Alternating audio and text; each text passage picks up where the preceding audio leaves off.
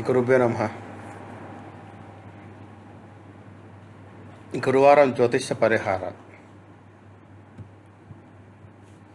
గురువారం జ్యోతిష పరిహారాలు.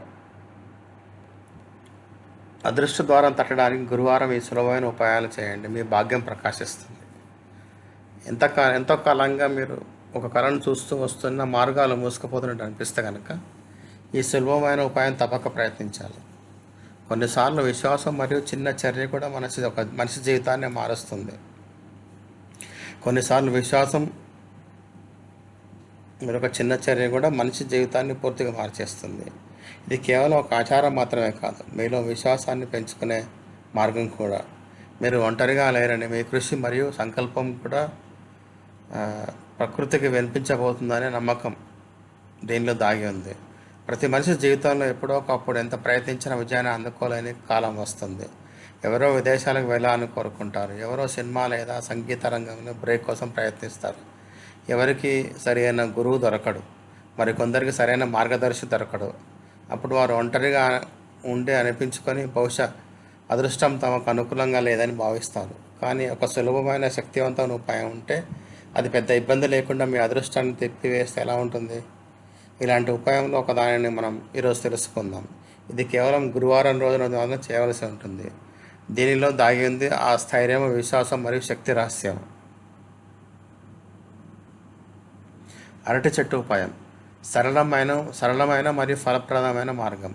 మీరు ట్రాన్స్ఫర్, విదేశీ ప్రయాణం, కెరియర్లో విజయం లేదా నటన,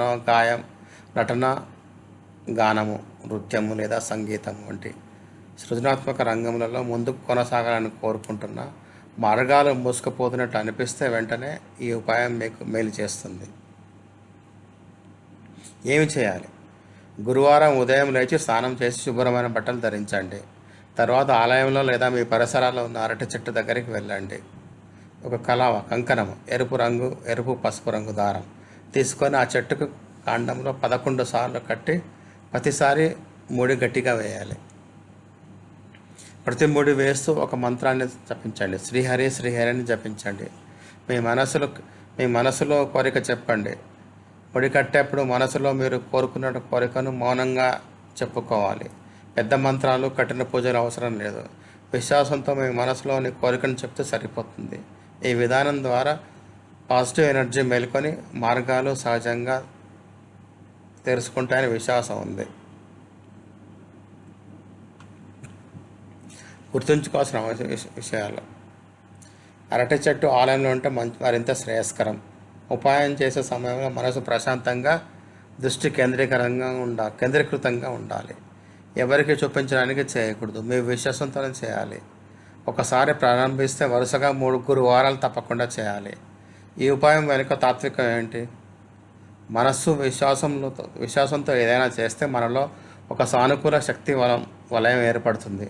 మొక్కలు, చెట్లలో కూడా ఈ శక్తి ఉంటుంది. ముఖ్యంగా అరటి చెట్టు గురువారం మరియు శ్రీ మహావిష్ణువుతో ప్రత్యేకంగా అనుబంధమై ఉంటుంది. మనం కలవా కట్టి మన కోరిక చెప్పినప్పుడు అది ఒక తరహా కంపనం వైబ్రేషన్లో విశ్వంలో వ్యాప్తి చెందుతుంది. చాలామంది దీన్ని ఆధ్యాత్మిక నెట్వర్కింగ్ అంటారు.